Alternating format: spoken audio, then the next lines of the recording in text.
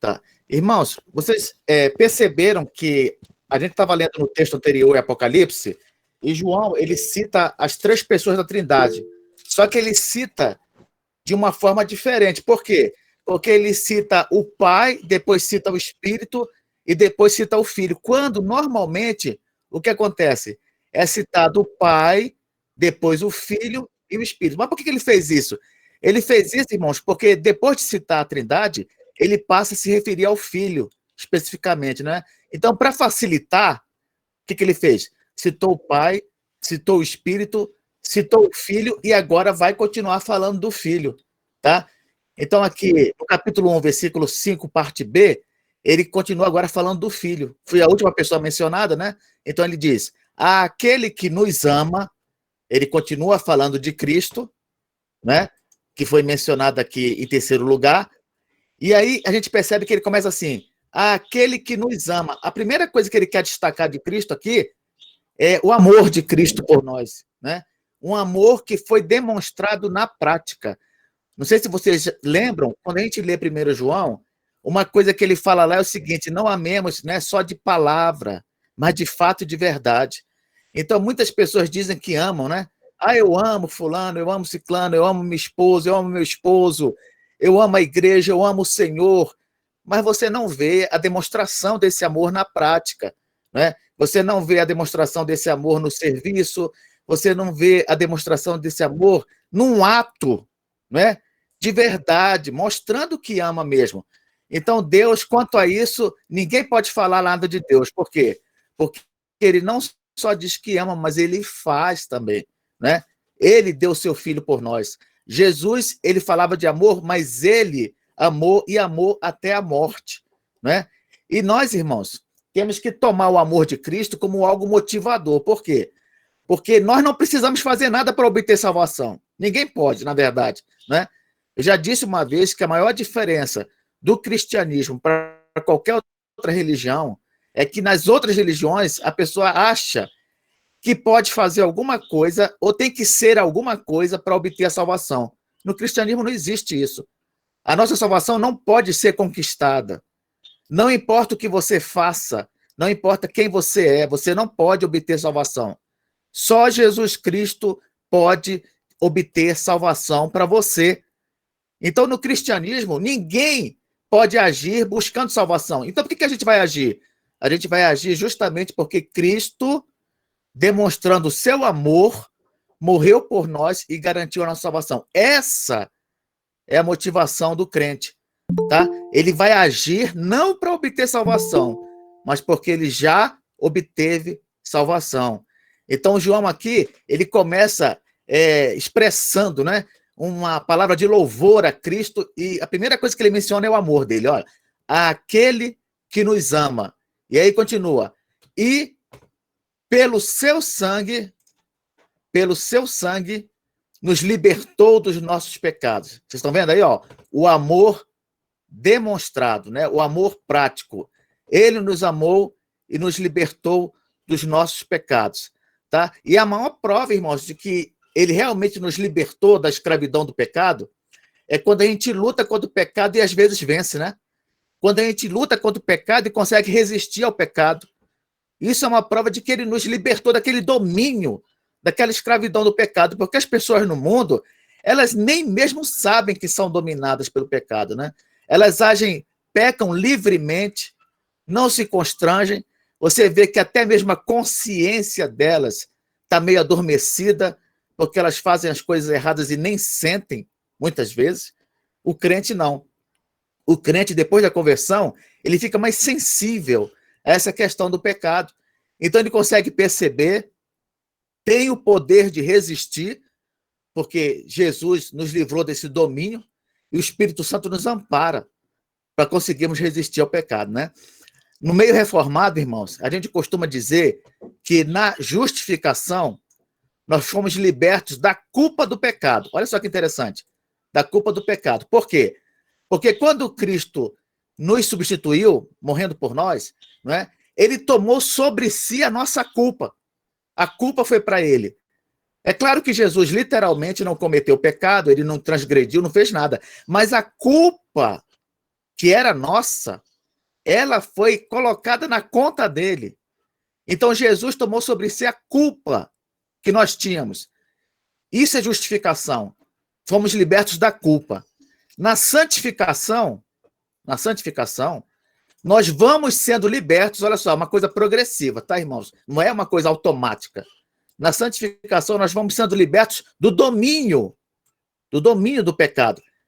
Então, a cada passo na santificação, a gente procura, não é, lutar mais contra o pecado e se livrar mais desse domínio do pecado. É uma coisa progressiva. Vai durar quanto tempo, Kleber? A vida toda. A vida toda. Há algumas religiões aí que acreditam que você pode conseguir santificação plena nesta vida, como a Igreja do Nazareno, por exemplo, não é? Só que isso é completamente fora da realidade. Isso é completamente fora da realidade. Uma pessoa pode estar velhinha lá, seus 90 anos, beira da morte e tudo, continua pecando. Continua lutando contra o pecado. Isso não existe libertação do pecado nesta vida. Não existe isso. Existe luta contra o pecado, né? Nós vamos sendo libertos desse domínio. Às vezes a gente vacila, ele começa a dominar mais, mas a gente vai resistindo. E é assim, um processo, né? Já na glorificação, nós seremos libertos da presença do pecado. Não vai existir mais pecado, né, na glorificação. Ele não vai estar mais presente. Então, na justificação, nós somos libertos da culpa, porque Jesus tomou sobre si a culpa. Na santificação, nós vamos sendo libertos do domínio. E na glorificação, nós seremos libertos da presença do pecado. É assim que funciona. Justificação, santificação, glorificação. Aí se alguém chegar e falar assim, não, Kleber, mas na santificação o pecado está me dominando, que é uma beleza, né? Então tem alguma coisa errada. Tem alguma coisa errada, porque não é para ser assim, tá? Não é para ser assim. É para haver sempre um conflito, né? Um conflito, é como diz, é a luta da carne contra o espírito. É a luta daquele que anda no espírito e daquele que anda nas obras da carne, praticando as obras da carne, né? Tem que ser uma luta. Se não há um conflito na sua vida cristã, então tem alguma coisa errada, né? Tem que haver esse conflito aí. Vamos continuar vendo o que João fala sobre as coisas que Cristo fez por nós, né? Ele disse, aquele que nos amou, aquele que nos ama, primeira coisa, né? Depois ele falou, e pelo seu sangue nos libertou dos nossos pecados. Olha, irmãos, só esclarecendo, quando ele fala nos libertou, não quer dizer que a gente não vai mais ter problema com o pecado, tá? Ele quer dizer que ele nos libertou da escravidão do pecado, tá bom? É importante ficar claro isso aqui. Nos libertou dos nossos pecados, no sentido de nos libertou da escravidão do pecado, mas não dos pecados. A gente continua, infelizmente, pecando, enfrentando o problema do pecado, mas nós não somos mais escravos do pecado, tá? E aí ele fala assim, ó, e ele, Cristo, nos constituiu reino, sacerdotes também para o seu Deus e Pai. E aí ele fala, a ele, a quem? A Cristo, né? A glória, o domínio pelos séculos dos séculos. Então vamos lá. E nos constituiu reino. Por que ele fala isso? O pessoal fala, nós somos reino porque nós temos um rei, que é Deus, né? Isso é verdade, isso é verdade. Mas aqui, além disso, é bom enfatizar que ele nos constituiu reino porque nós vamos reinar com ele. Olha só que interessante. Nós vamos reinar com ele. Não é só porque ele é nosso rei, não. Não é só por causa disso, não. Nós vamos reinar com ele. Vamos ver? 2 Timóteo, capítulo 2, versículo 12. Diz assim, 2 Timóteo 2, 12. Se continuarmos a suportar o sofrimento com paciência, também reinaremos com Cristo. Se nós o negarmos, ele também nos negará. Mas eu quero destacar, também reinaremos com Cristo. Kleber, mas é isso mesmo que você acha que João quis dizer? Eu acho. Por quê? Porque quando você lê outras passagens do Apocalipse, não é? Você vê essa ideia. Olha, por exemplo, Apocalipse capítulo 5, aqui, ó, versículo 10. Diz o quê? Apocalipse 5, 10. E para o nosso Deus os constituíste reino e sacerdotes, e reinarão sobre a terra. Olha só que coisa, hein? Reinarão sobre a terra. Ah, então quer dizer que nós vamos reinar sobre a terra? Irmãos, na verdade, o homem, antes da queda, ele já reinava, né? Sobre tudo. Lembra aquela história de que o homem é vice-gerente de Deus? Ele não é aquele que cuida, é o mordomo, né? Que cuida. Lembra lá em Gênesis 1, quando ele cria o homem e ele fala que ele vai dominar sobre tudo, né? Ele vai dominar sobre os animais, vai dominar sobre a natureza, vai dominar sobre todas as coisas. Lembra disso? Lá em Gênesis 1? Pois é. Quando houver a restauração e nós estivermos na nova terra, essa terra restaurada, vai haver uma continuação do projeto inicial. Então, imagina, é como se não tivesse havido a queda, né? Se não tivesse havido a queda, como é que seria esse mundo? Como é que seria depois de Adão e Eva, hein? Como é que seria esse mundo? A gente vai saber. A gente vai saber. Por quê?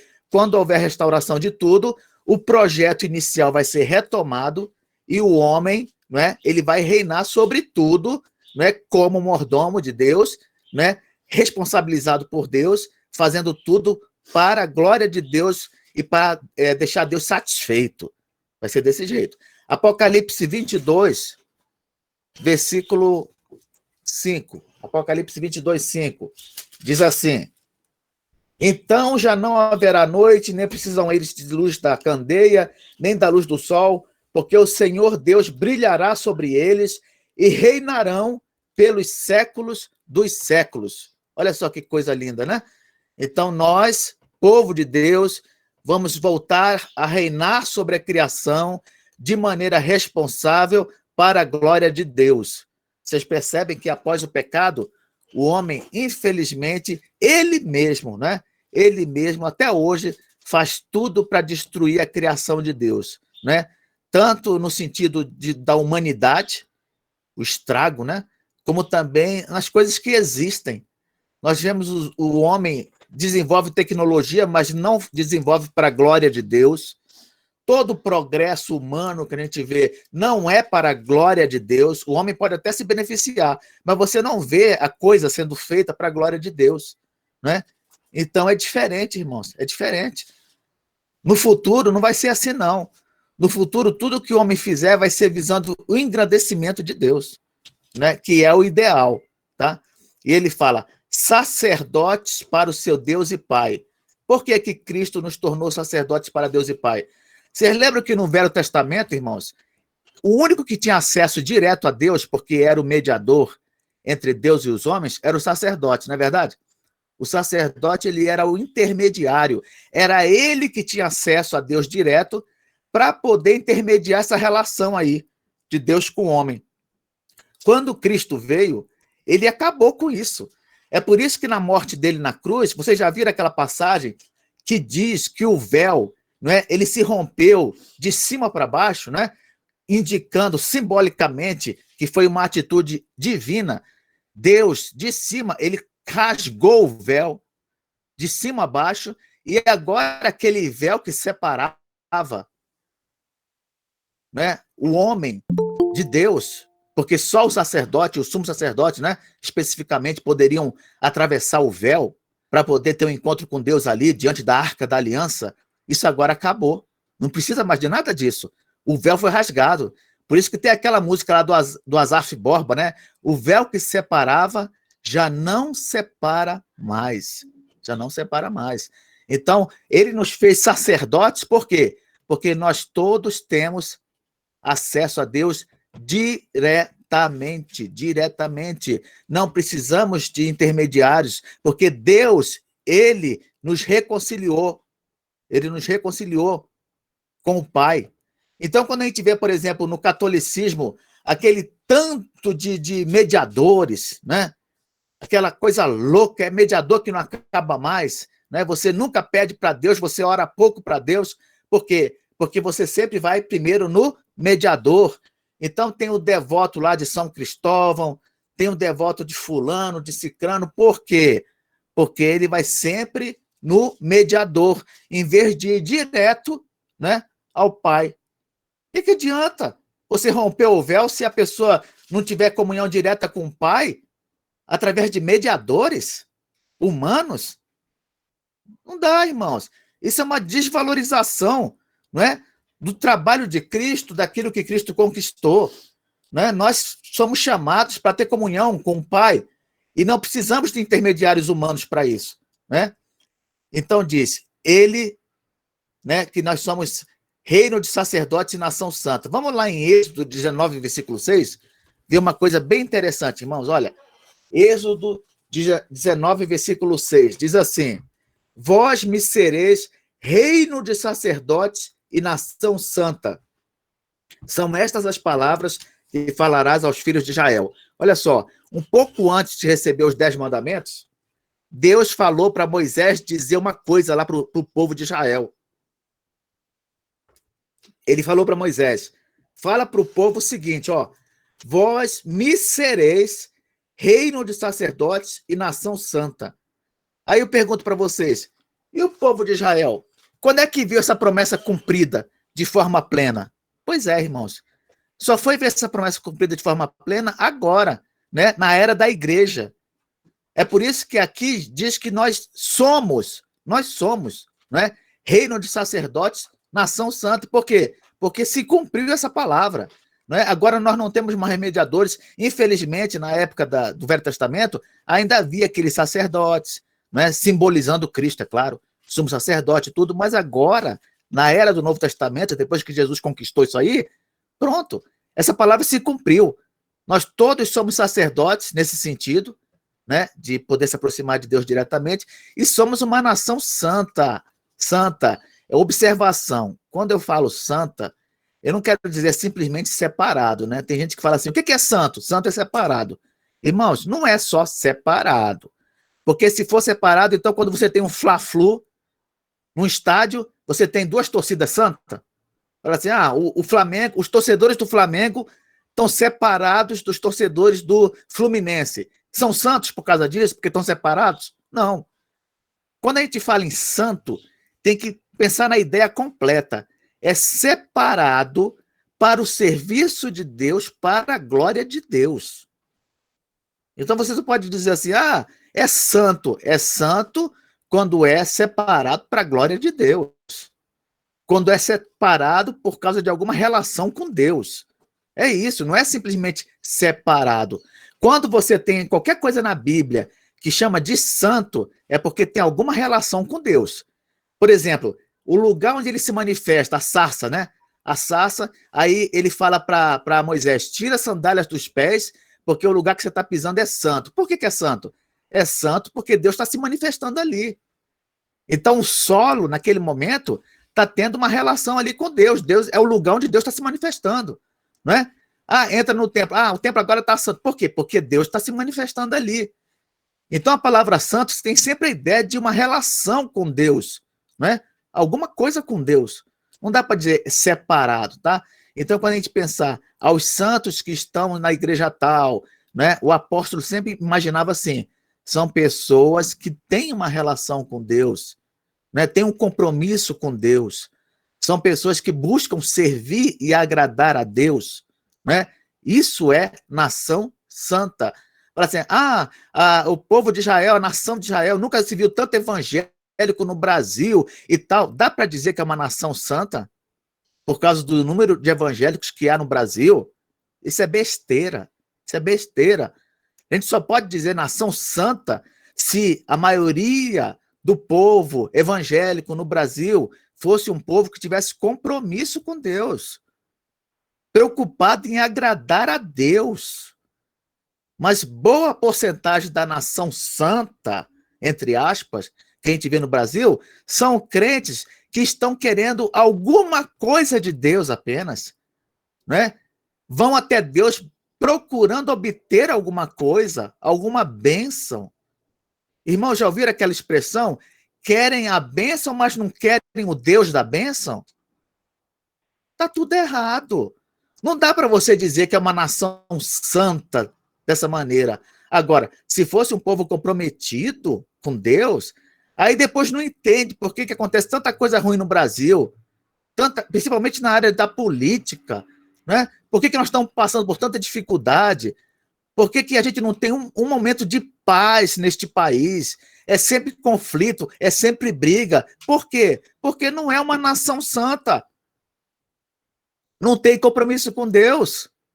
E a gente vai sofrendo as consequências disso. Entende, irmãos? É assim.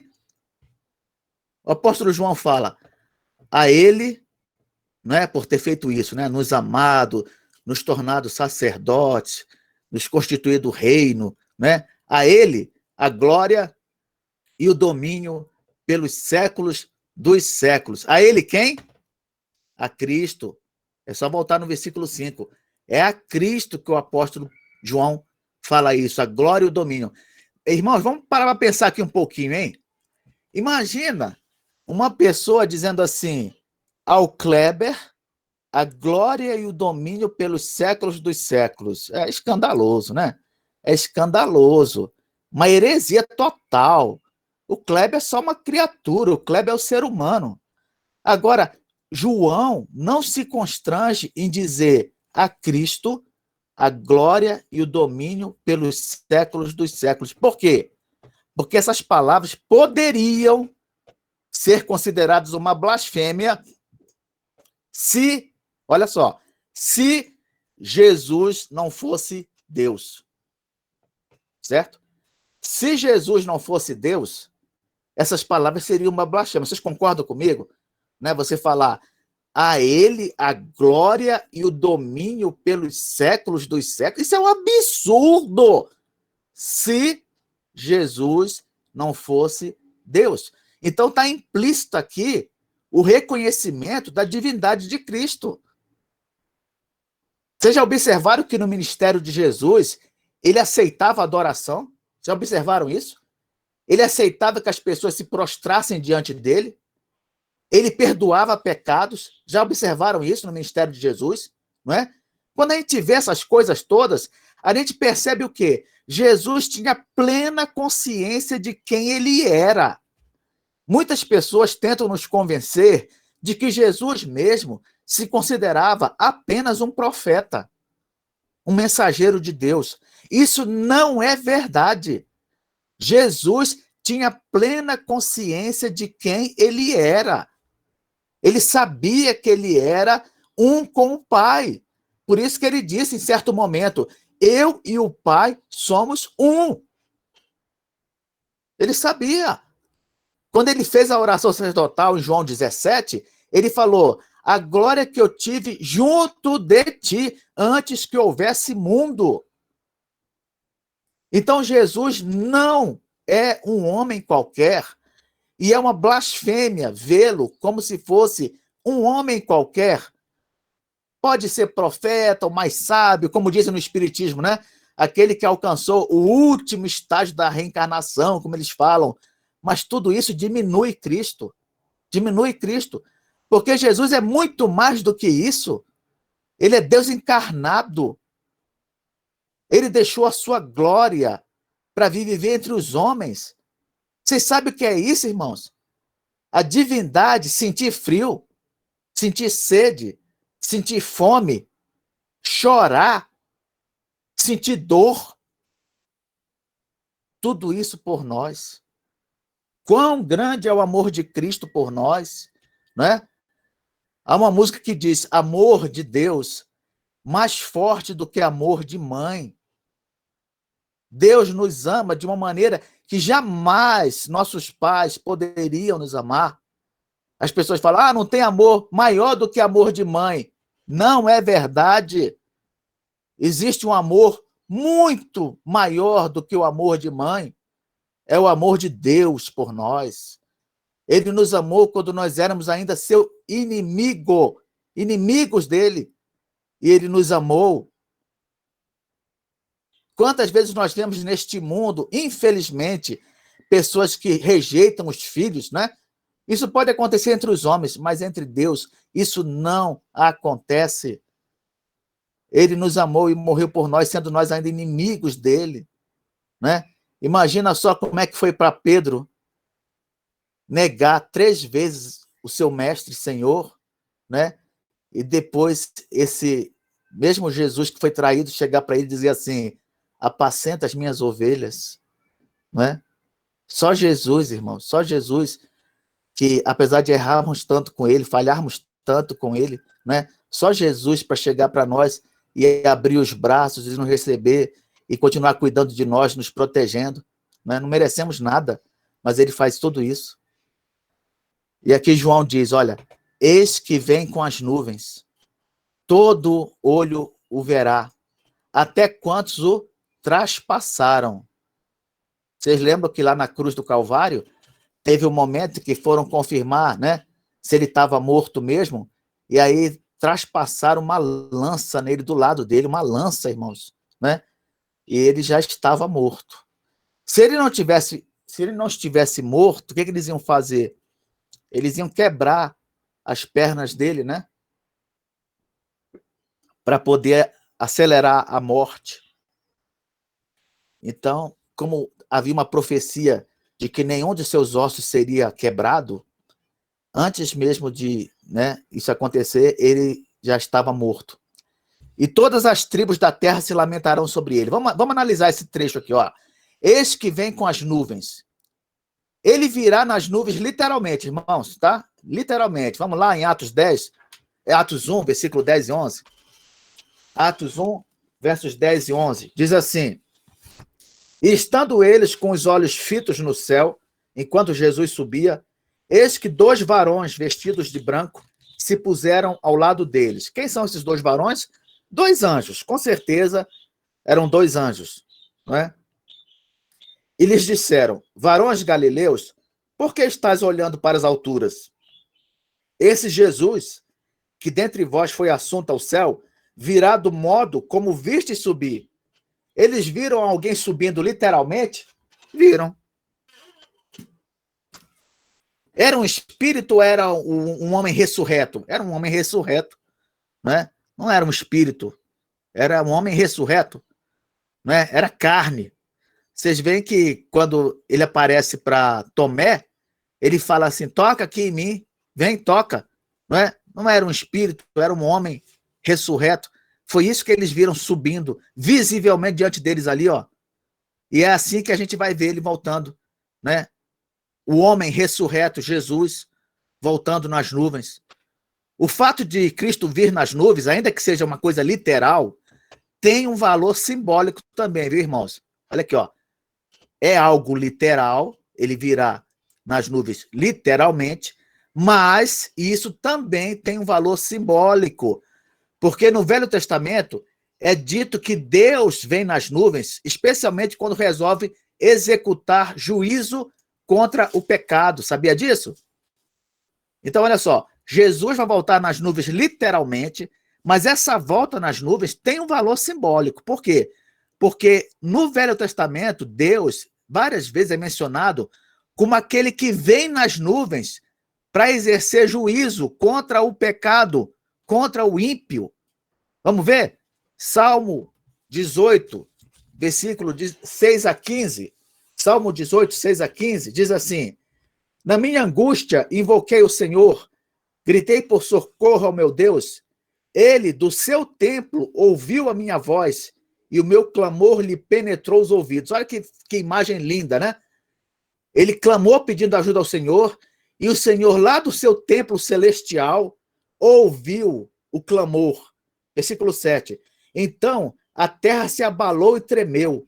Vacilaram também os fundamentos dos montes e se estremeceram, porque ele se indignou. Das suas narinas subiu fumaça e fogo devorador da sua boca. Dele saíram brasas ardentes. Baixou ele os céus e desceu, e teve sob os pés densa escuridão. Cavalgava um querubim e voou. Sim, levado velozmente nas asas do vento. Das trevas fez um manto que se ocultou, escuridade de águas espessas, nuvens do céu eram o seu pavilhão. Olha só, pavilhão aqui pode ser entendido também como tenda, né? É como se ele tivesse cercado, né, pelas nuvens do céu, vindo aqui atender o clamor do crente. Olha que coisa bonita. A imagem de Deus vindo, né, lá da sua morada, para defender aquele que clama, vindo nas nuvens, as nuvens como se fosse sua tenda, né? Essa linguagem aí que o salmista usa.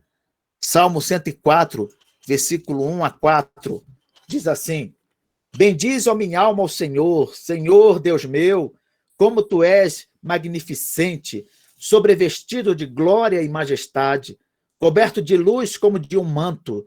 Tu estendes o céu como uma cortina, pões nas águas o vigamento da tua morada, tomas as nuvens por teu carro. Olha que coisa, hein? Como se Deus viesse nas nuvens, como se as nuvens fossem o carro dele, né? A imagem que ele usa aqui. E voas nas asas do vento, fazes a teus anjos ventos e a teus ministros labaredas de fogo, né?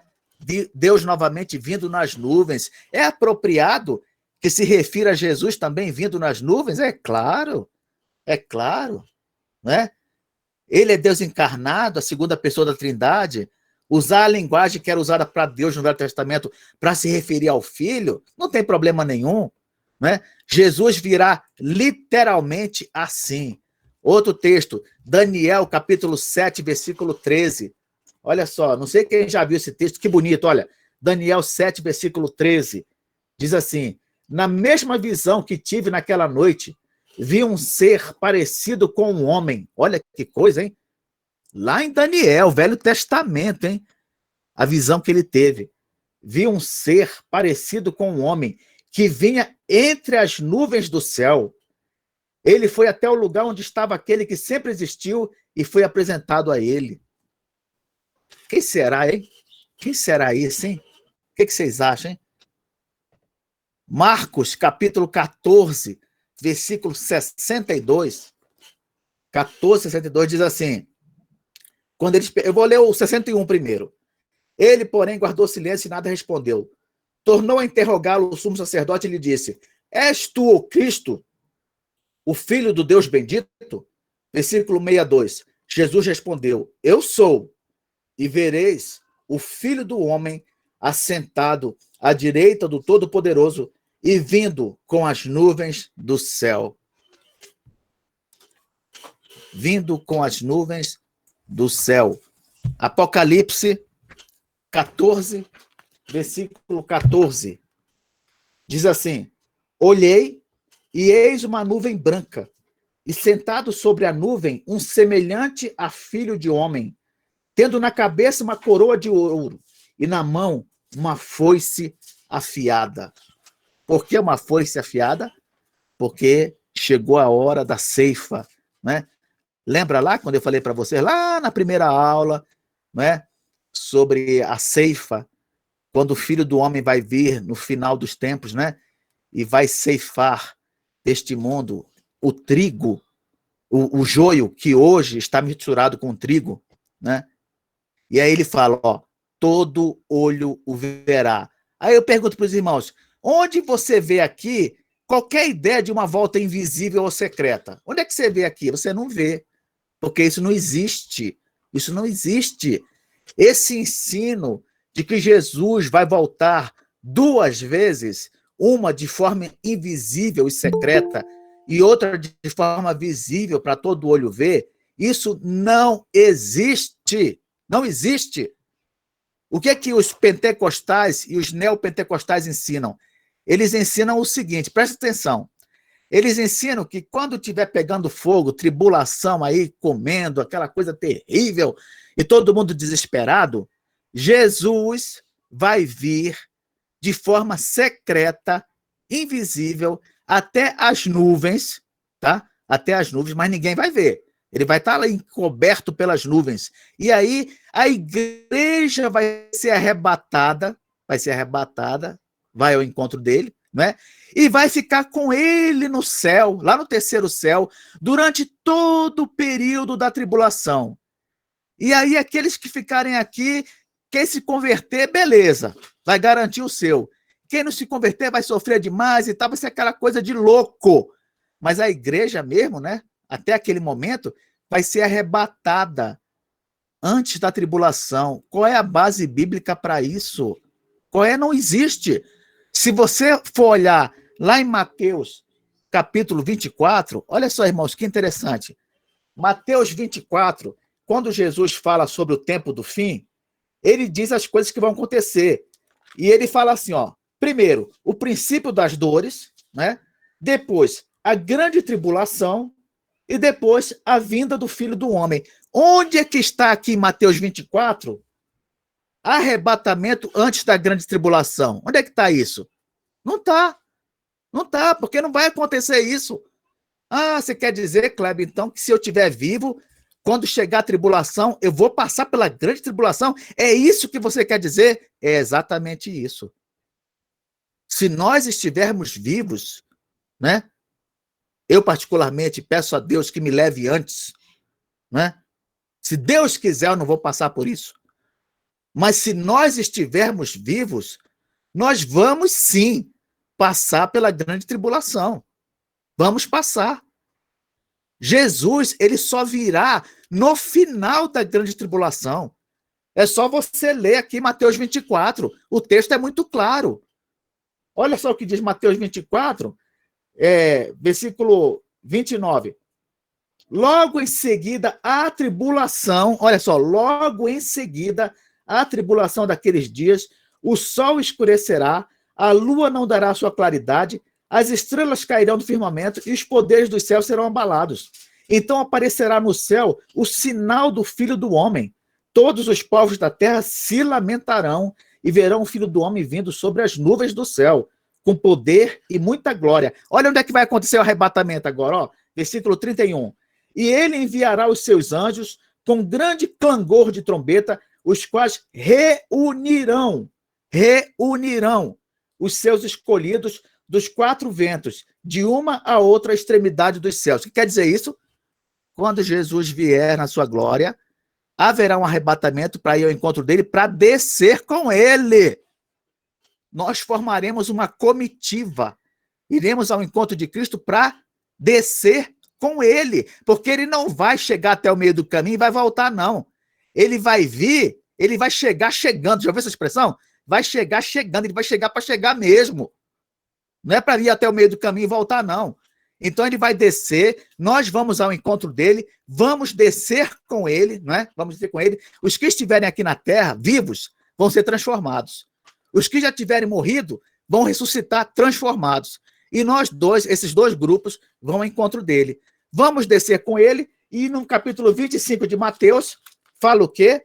No capítulo 25, do grande julgamento, versículo 31, né? Quando vier o Filho do Homem na sua majestade, e todos os anjos com ele, então se assentará no trono da sua glória, e todas as nações serão reunidas em sua presença. Então Jesus vai descer e vai começar o julgamento, vai começar o juízo final. A ordem bíblica é essa. Qualquer coisa fora disso é viagem. E muitos livros, muita literatura é vendida aí ensinando esse negócio errado. Tem uma novela da Record aí, Apocalipse, eu acho até que acabou, né? Essa novela aí ensinava isso. A igreja arrebatada antes. Né? Não tem isso não, irmãos. Na Bíblia não. Tá? Olha só o que ele fala. Até quantos o traspassaram? Eu falei para vocês que lá na cruz traspassaram Jesus, né, com uma lança para poder conferir se ele estava morto. Só que quando João fala que até os que o traspassaram, né, vão vê-lo voltando, não está se referindo só àquele que traspassou Jesus literalmente. Por quê? Primeiro que foi um só, né? Foi no singular. Foi uma pessoa só, um soldado que traspassou Jesus. Mas aqui João usa o plural. Ele fala assim, ó, até quantos? Ele usa o plural. O traspassaram. Quer dizer, mais de um traspassou Jesus. É isso que ele quer dizer. Aí você fica pensando, mas peraí, literalmente, só um traspassou Jesus. Literalmente. Por que João fala até quantos o traspassaram? A interpretação majoritária aqui é que João está se referindo a todos aqueles que, no decorrer da história, traspassaram Jesus com zombarias, com incredulidade, com blasfêmias, né? Com menosprezo durante toda a história e até hoje. Ou seja, aqueles que o traspassaram são todos aqueles que, de alguma maneira, atacaram Jesus, não é? Durante todo o decorrer da história. Vamos ver aqui, Zacarias 12, versículo 10. Olha que interessante. Zacarias 12, versículo 10. E sobre a casa de Davi e sobre os habitantes de Jerusalém derramarei o espírito da graça e de súplicas. Olharão para aquele a quem traspassaram. Pranteá-lo-ão como quem pranteia por um unigênito. E chorarão por ele como se chora amargamente pelo primogênito. Vejam só que interessante. Zacarias, chamando a atenção do povo de Israel, falou que vai chegar um dia que eles vão ver o Messias voltando e vão lamentar aquele a quem traspassaram. Quer dizer, ele estava acusando o povo de Israel daquela época de estar traspassando o Messias. Ou seja, literalmente, Kleber? Não, figuradamente. Eles, no passado, traspassaram o Messias com sua incredulidade, com sua zombaria, com seu menosprezo.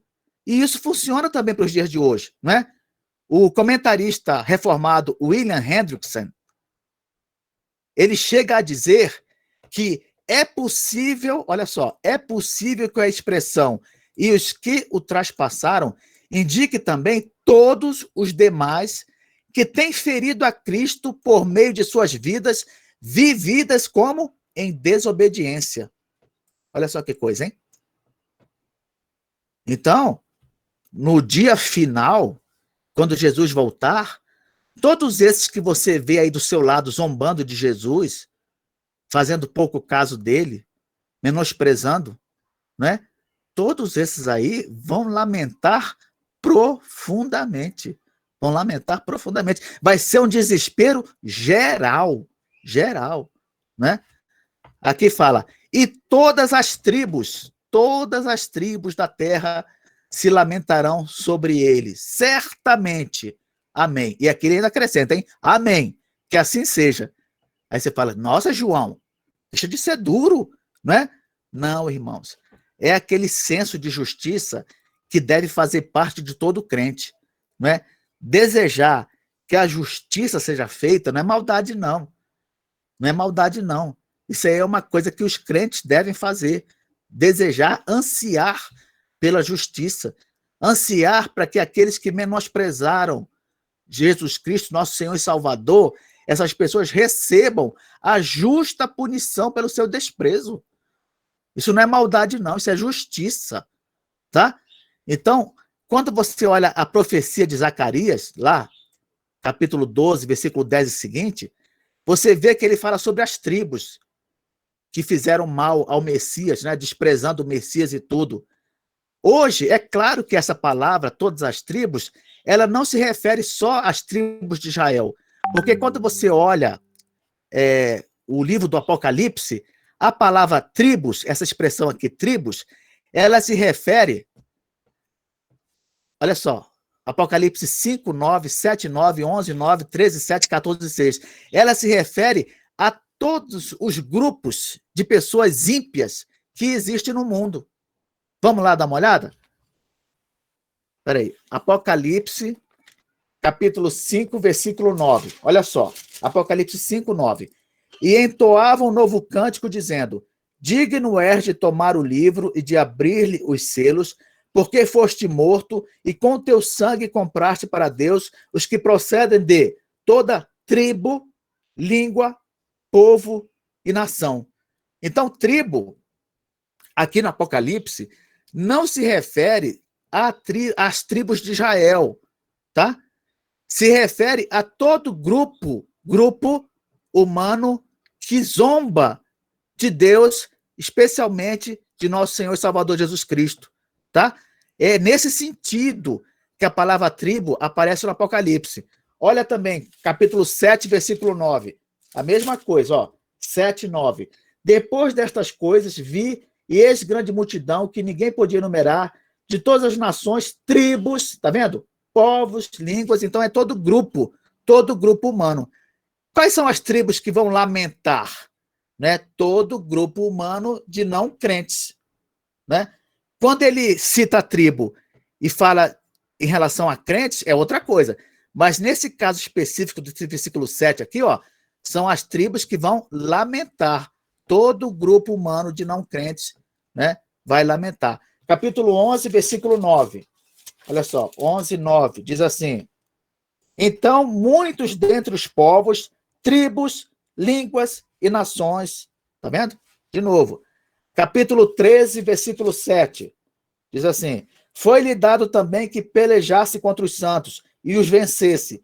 Deu-se-lhe ainda autoridade sobre cada tribo, povo, língua e nação. E capítulo 14, versículo 6, diz assim: vi outro anjo voando pelo meio do céu, tendo um evangelho eterno para pregar aos que se assentam sobre a terra, e a cada nação, e tribo, e língua, e povo. Tá? Então, quando você vê tribo no Apocalipse, não vai fazer como muitos aí, falar assim, se falou tribo, só pode ser tribo de Israel. Porque essa palavra tribo era usada para o povo de Israel. Não. Você tem que ver o contexto. No livro do Apocalipse, a palavra tribo, ela se refere a um grupo humano de qualquer parte do mundo. De qualquer parte do mundo. Tá? Esse grupo humano pode ser de crentes ou de ímpios, depende do contexto, né? Você tem que ver o versículo. Então vamos lá? Aí de repente fala assim, ó: eu sou o alfa e o ômega, diz o Senhor Deus, aquele que é, que era e que há de vir, o Todo-Poderoso. Aí eu pergunto para os irmãos, quem é que está falando aqui? Olha a pergunta que eu estou fazendo. Quem é que está falando aqui? Deus Pai ou Deus Filho? Quem será que está falando aí, hein? Irmãos, olha só que coisa interessante. Você sabia que tem muita discussão sobre esse versículo? Os estudiosos, eles se dividem. Há um grupo que fala que quem está falando aqui, logo depois que João ora, né? Quem está falando aqui é o Deus Pai, eles falam. É Deus Pai que está falando aí, né? Só que o problema é que Deus Pai, você vai ver que ele praticamente não fala no Apocalipse. Não fala. O Filho fala. Deus Pai não fala. Aí é que eles falam, não, é Deus Pai que está falando aqui, ó, porque ele diz, eu sou o alfa e ômega, diz o Senhor Deus, aquele que é, que era e que há de vir. Aí você fala, mas Kleber, se você olhar mais atrás, quando ele fala sobre a Trindade, ele se refere ao Deus Pai como aquele que é, que era e que há de vir. Você lembra? É claro que eu lembro, foi eu que comentei, eu lembro. Mas será que está falando, é Deus Pai que está falando aqui? Olha só, nós temos posição de 2 comentaristas reformados. Eu vou, inclusive, indicar o livro deles no final da aula, tá, irmãos? Tanto o William Hendrickson quanto o Simon Kistemaker, esses 2 comentaristas, eles defendem que quem fala aqui é o Pai, é Jesus, não é o Pai, não. Olha só que coisa. Mas olha os argumentos para você dizer que é o Cristo. Vamos lá. Primeiro argumento. O livro se abre com as palavras revelação de Jesus Cristo, né? E a declaração de que este mesmo Jesus daria essa revelação através de um anjo. Ok. Isso no versículo 1. Em seguida, quando João menciona as 3 pessoas da Trindade, vocês observaram que Jesus recebe mais destaque que o Pai e o Espírito? Vocês notaram isso? Quando ele fala sobre as 3 pessoas da Trindade, olha só, ele fala assim, ó, da parte, aí ele cita o Pai, mas cita só numa linha lá. Depois ele cita o Espírito numa linha. Mas quando ele vai citar Jesus, ele cita ali várias linhas. Jesus recebendo mais destaque do que o Pai e o Espírito. Depois, João glorifica Cristo por várias coisas que ele fez, não é? Dizendo assim, ó, entregou a sua vida por nós, nos tornou reino, sacerdotes e tal, deseja a Cristo a glória e o domínio pelos séculos dos séculos, né? Como se não bastasse, ele anuncia a vinda de Cristo para juízo, versículo 7. Quer dizer, no capítulo 1, até o versículo 7, quem recebe toda a atenção é Jesus. É Jesus. Aí tem esse versículo 8, que a gente não sabe, né, quem está falando, se é o pai ou o filho, mas depois do versículo 8, Do versículo 9 até o versículo 20, quem é que recebe o maior foco? Jesus, de novo. Olha só que coisa interessante. Jesus recebe o foco do versículo 1 ao versículo 7. No versículo 8, alguém diz assim, eu sou o alfa e ômega, diz o Senhor Deus, aquele que é, que era e que há de vir, o Todo-Poderoso. E depois disso, do versículo 9 ao versículo 20, Jesus recebe o maior destaque. Então, o contexto, ele parece indicar que a pessoa que fala aí provavelmente é o filho, né? Como se não bastasse, observe outra coisa. Ele fala assim, eu sou o alfa e o ômega. Né? O que quer dizer isso aí? Alfa e o ômega. Quer dizer o primeiro e o último. Né? O criador e o consumador. Quando você vai nesse capítulo 1, no versículo 17, Jesus diz assim, ele fala que ele é o primeiro e o último. Ora, o primeiro e o último, esse título aqui, é um título equivalente ou sinônimo para alfa e ômega. Você sabia disso? Quando você fala, eu sou o primeiro e o último, é a mesma coisa que falar, eu sou o alfa e o ômega. Por quê? Porque o alfa é a primeira letra do alfabeto grego. Ômega é a última letra do alfabeto grego. Quer dizer, eu sou o começo e sou o fim. Eu sou o primeiro e eu sou o último. Eu sou o criador e sou o consumador. É isso. Então, Jesus, ele falou no versículo 17, eu sou o primeiro e sou o último. Ora, se ele pode falar no versículo 17 que ele é o primeiro e o último, qual o problema dele dizer, por exemplo, no versículo 8, que ele é o alfa e o ômega? Tem algum problema? Não, não tem problema nenhum. Aí você continua, olha só. Ele usa um título aqui que o pai usou no versículo 4, não é verdade? Ele fala assim, aquele que é, que era e que há de vir. Jesus poderia usar esse título? O que vocês acham? Ele poderia dizer que ele é aquele que é, que era e que há de vir? Pode. Não tem problema nenhum. Por quê?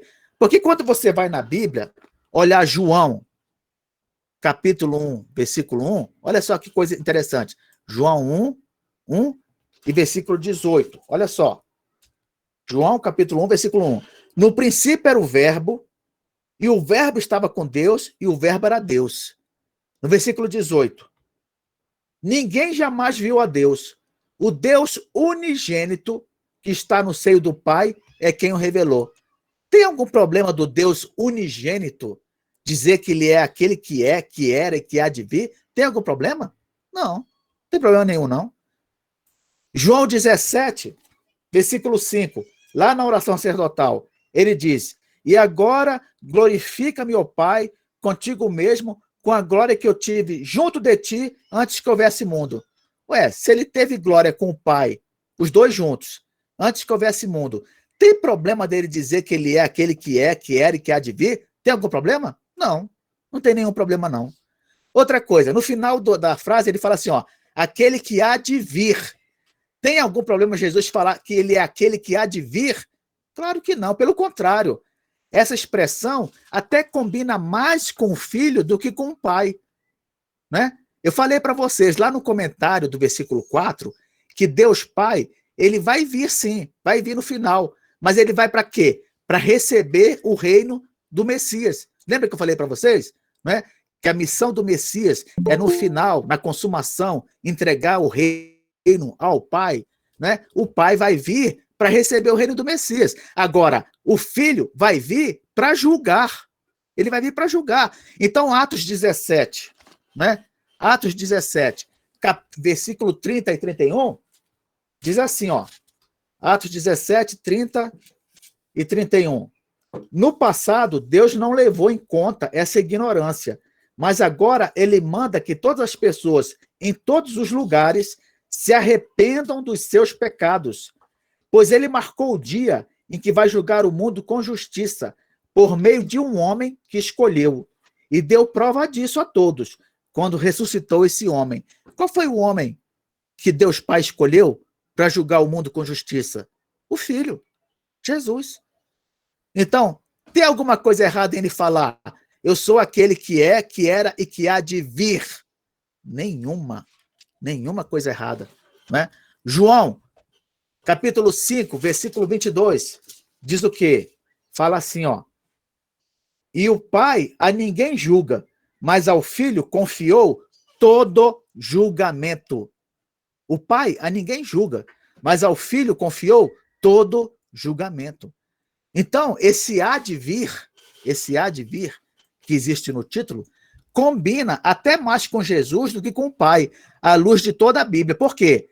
Na segunda vinda, né, esse evento do juízo final vai dar aquele desfecho, né, com respeito à punição e à recompensa, né, com respeito à punição do ímpio, do não crente, e à recompensa do crente, no caso, os galardões, tá?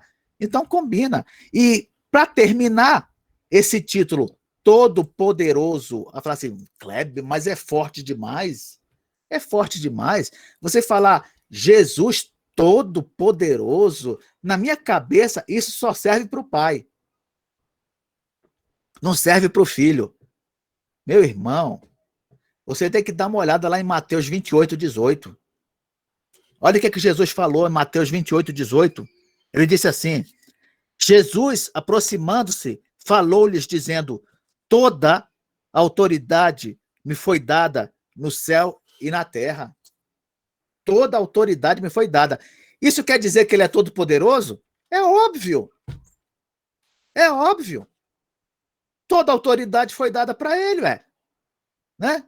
É ele que decide tudo. Ele pode tudo. Jesus mesmo, é ele. Pessoal fica, algumas pessoas ficam idolatrando Maria, né? Mas a própria Maria, ela tinha tanta consciência de quem era Jesus, que quando você olha lá em João, capítulo 2, no casamento em Caná da Galileia, quando falta o vinho, as pessoas correm em Maria. Vocês observam isso, né? Eu acho que todo mundo ali no casamento era católico lá em Caná da Galileia. Eu acho que eles eram católicos.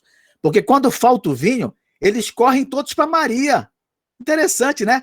E eles pedem ajuda para Maria. Acabou o vinho, Maria. Dá um jeito, soluciona isso aí. Aí o que foi que Maria falou? Hã? O que Maria falou? Ó. Eu não. Ele, ó. Vai lá nele, ó. Nele. Vai nele. Esse é o mandamento de Maria que todo católico deveria obedecer, né? Vai nele. Nele. Não é em mim. É nele.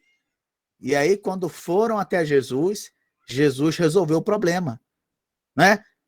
Se Maria ressuscitasse nos dias de hoje, a primeira coisa que ela ia dizer para toda, né, para toda a religião católica era assim, ó, vão nele. É ele. É Jesus. Você está preocupado, está desesperado, não sabe o que faz da vida, né, não vê saída, vai nele. Vai nele. A depressão tomou conta, vai nele. Ah, meu filho está envolvido com droga, vai nele. Acabou o dinheiro, vai nele. Chegou a doença, vai nele. Se Jesus não te der dinheiro, se Jesus não te curar, ele vai pegar na tua mão. Se Jesus não tirar depressão, ele vai aliviar, vai estar do teu lado. Vai nele. Lembra, irmãos, quando Jesus começou o seu ministério público, né? Ele chegou e muita gente ficou na dúvida, será que é esse aí que a gente deve seguir? Mas já havia uma multidão que seguia João Batista. Então eles foram até João Batista, aquela multidão, e perguntaram, como é que a gente faz? Chegou esse aí agora e tal. Aí João falou assim, olha, deixa eu falar uma coisa para vocês. Eis o Cordeiro de Deus, que tira o pecado do mundo. Convém que ele cresça e que eu diminua. Ou seja, vão nele. Vão até ele. Sigam a ele. Quando Jesus chegou para João Batista e pediu para ser batizado, João olhou para ele e falou bem assim, eu é que devo ser batizado por ti. Eu é que devo ser batizado. E o Senhor vem até mim. Aí Jesus, Não, deixa por enquanto para que tudo se cumpra. E aí depois, quando João Batista morreu, né, foi decapitado a pedido de Salomé, aí os discípulos falaram para Jesus: Olha, Senhor, João Batista foi morto.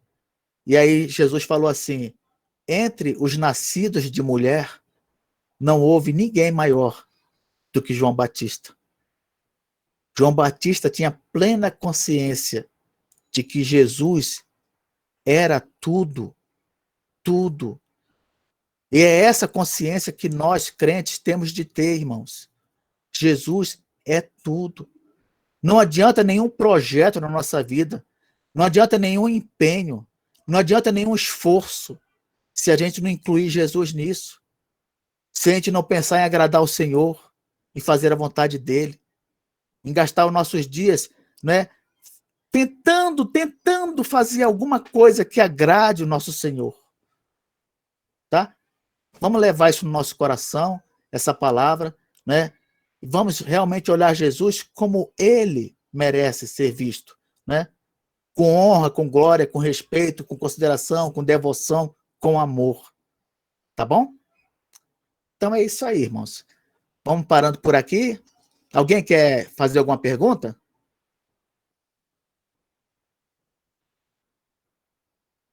Eu tenho uma para fazer, Cleber. Pois não. É, eu não sei se tá nos seus planos fazer geralmente eu já vi uns quadrinhos comparativos do amilenismo, pós-milenismo, pré-milenismo. Se não tiver na sua intenção, pelo menos recomendar um livro aí que compare direitinho aqueles episódios, né, aquela sequência, que eu já vi alguns, mas não sei se. Eu vou fazer o seguinte, olha, eu já dei um estudo sobre especificamente esse assunto do milênio lá na Segunda Igreja de Taguatinga e eu vou passar o link para vocês no grupo do Zap da igreja, para vocês verem esse vídeo. Agora, no nosso estudo sobre Apocalipse, nós vamos estudar tudo isso quando a gente chegar em Apocalipse 20, que é justamente o que fala sobre o milênio. Nós vamos abordar todo o assunto de uma forma bem abrangente, que os irmãos não vão ter mais dúvida nenhuma. Mas, para adiantar, eu vou passar o link no grupo no Zap da igreja, e aí os irmãos vão poder ver um estudo que eu dei sobre isso, tá? E vai resolver vai tirar todas as dúvidas, tá bom? Tranquilo, beleza, obrigado. Nada.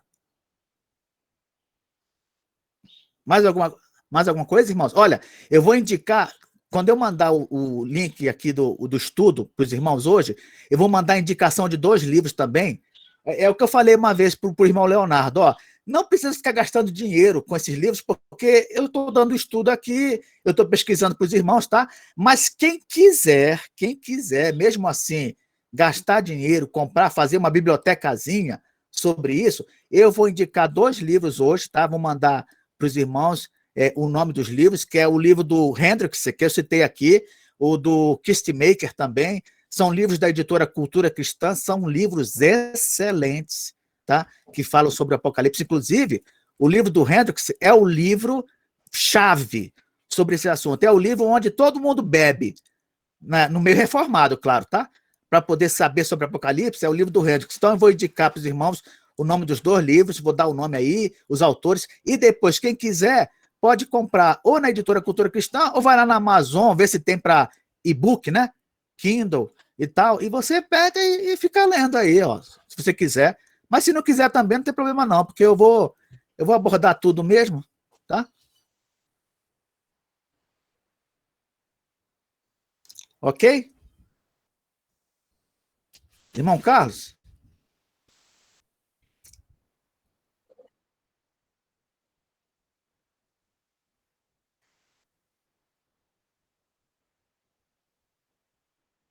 Isso. É,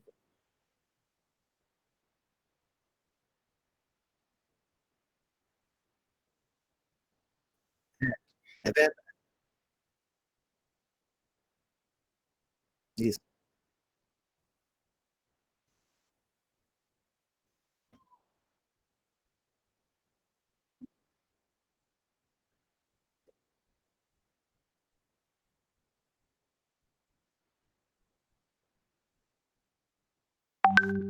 Tá. Hein, Carlos?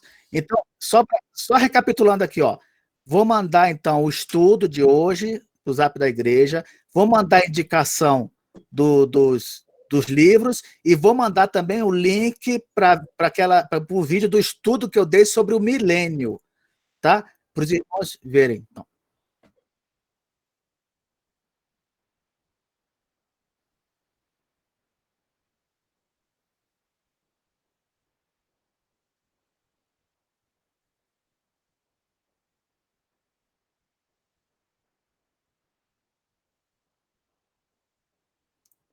Ok.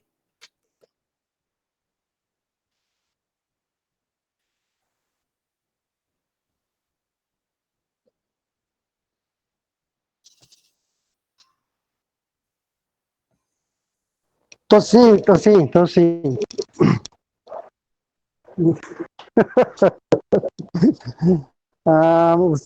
Muito bom aí, viu? Alô, alô? Ô, pastor, estamos ouvindo. Tá ouvindo bem? Kleber, só para reforçar, né, o que você citou lá no Velho Testamento do sacerdócio real, Pedro vai confirmar lá na frente, né, 1 Pedro 2,9. Somos raça eleita, sacerdotes reais, povo de propriedade exclusiva de Deus. Muito bom, parabéns aí, Deus abençoe. E acho que aos alunos também, né, que o enriquecimento foi grande hoje. Vamos orar então, agradecendo a Deus. Pai, muito obrigado por tudo que o Senhor tem feito e representa para nós. Obrigado pelos ensinos da Tua palavra, que possamos crescer em graça e com sabedoria no meio de um povo que não quer conhecimento, só quer saber de poder, só quer saber de bênção. Que em tudo o Teu nome seja glorificado e que no aprendizado da Tua palavra, Senhor, sejamos cada vez mais parecidos com Jesus. E que Cristo seja o nosso norte a ser perseguido. Assim nós oramos, Deus, no nome de Jesus, agradecidos. Amém.